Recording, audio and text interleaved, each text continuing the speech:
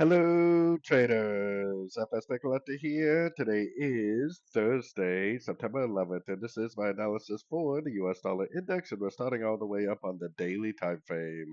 So today is CPI inflation data, definitely a big news event for all the dollar pairs. Now, this one's a little tough because if this is the end of a correction right here, then this potentially could just keep on going down, and we could already be in a wave three.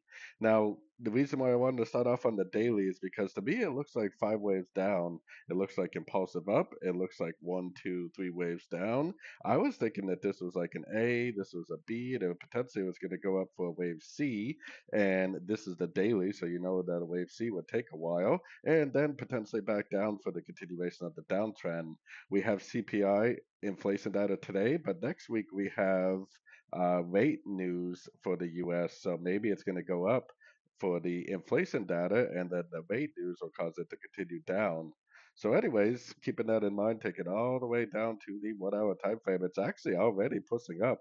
So, if that higher time frame analysis is right, then this potentially could just keep on going bullish.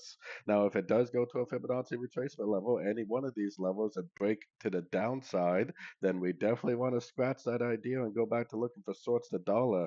But I think that that daily time frame analysis does make a lot of sense with the timing of the news over the next couple weeks.